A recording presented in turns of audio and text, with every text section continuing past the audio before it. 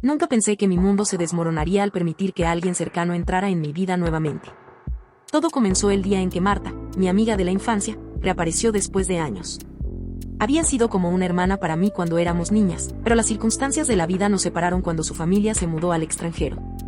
Nunca perdimos completamente el contacto. Ocasionalmente hablábamos, compartíamos fotos y recuerdos, pero nuestra conexión era más virtual que real.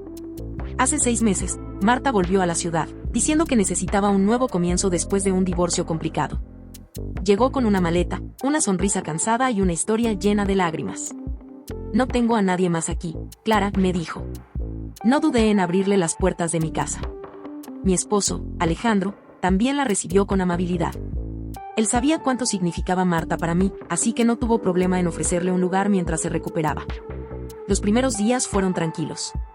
Marta se mostraba reservada, a menudo encerrada en la habitación de invitados. Decía que necesitaba tiempo para sanar, y yo lo entendía. Sin embargo, a medida que pasaban las semanas, algo cambió. Marta empezó a abrirse más con Alejandro.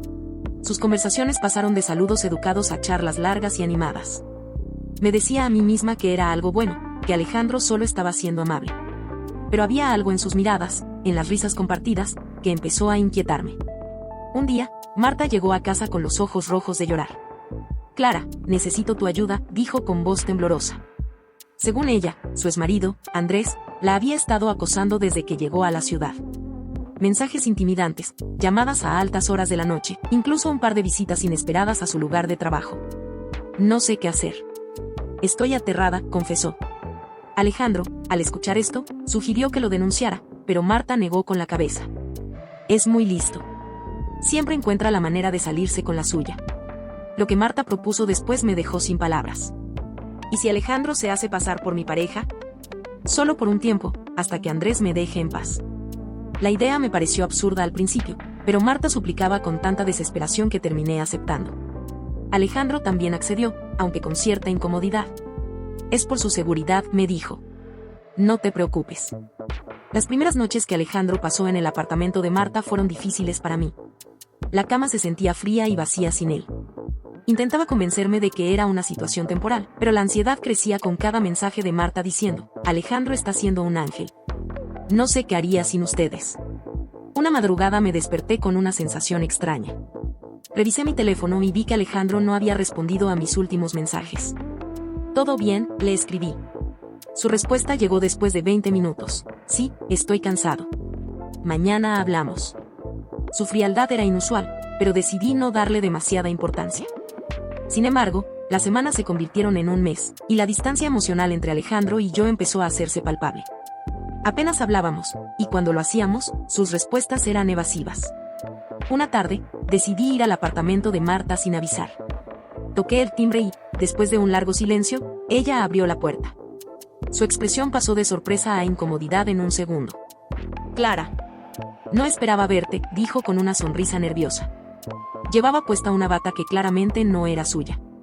Entré sin esperar invitación y vi el apartamento impecable, pero con detalles que me helaron el corazón. Un par de zapatos de Alejandro junto al sofá. Su chaqueta colgada en una silla. Marta notó mi mirada y dijo, oh, Alejandro dejó eso aquí por accidente. ¿Dónde está él ahora?, pregunté, intentando sonar casual. Marta vaciló antes de responder. Salió un momento a comprar algo. Su tono era forzado, y sus ojos evitaban los míos. Esa noche, cuando Alejandro regresó a casa, lo enfrenté directamente. ¿Qué está pasando entre tú y Marta?, pregunté, tratando de mantener la calma. Él se mostró ofendido al principio, pero su defensa parecía demasiado ensayada. Clara, esto es por ella, para protegerla. ¿Cómo puedes pensar algo así? Pero había algo en su mirada que no coincidía con sus palabras. Decidí que no podía quedarme de brazos cruzados. Al día siguiente, revisé el teléfono de Alejandro mientras él dormía. Los mensajes que encontré confirmaron mis peores sospechas. Conversaciones llenas de insinuaciones, fotos que nunca deberían haberse tomado. Sentí que el suelo desaparecía bajo mis pies. Sin embargo, lo que más me sorprendió fue descubrir mensajes entre Marta y alguien más, un contacto sin nombre. Todo va según el plan. Ella no sospecha nada, decía uno de ellos. Mi corazón latía con fuerza mientras intentaba descifrar el significado de esas palabras. ¿De qué plan estaban hablando? Decidí buscar respuestas directamente con Marta. La confronté en su apartamento y, aunque al principio lo negó todo, finalmente confesó. Siempre lo has tenido todo, Clara, dijo con una sonrisa amarga. Un esposo perfecto, una vida perfecta. Yo solo tomé lo que merecía. Sus palabras eran veneno puro. Pero no terminó ahí. Los días siguientes descubrí más detalles perturbadores. Marta había estado en contacto con Andrés, su supuesto exacosador, todo este tiempo. Juntos habían planeado desestabilizar mi vida, manipular a Alejandro y eventualmente quedarse con todo lo que teníamos. Con la ayuda de una amiga, recopilé todas las pruebas necesarias.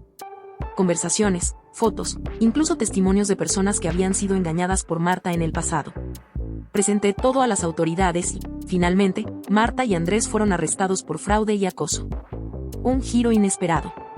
Pensé que todo había terminado, pero las cicatrices de esa traición eran profundas.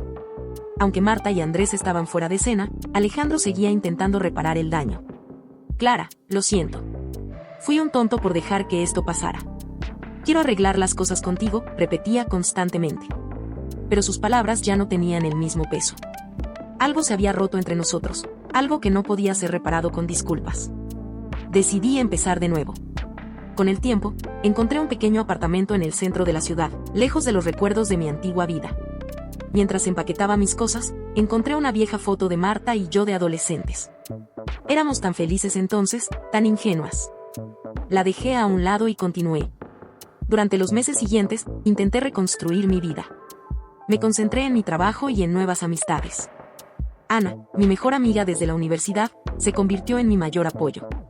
Eres más fuerte de lo que crees, Clara. Esto solo es un capítulo, no tu historia completa, solía decirme.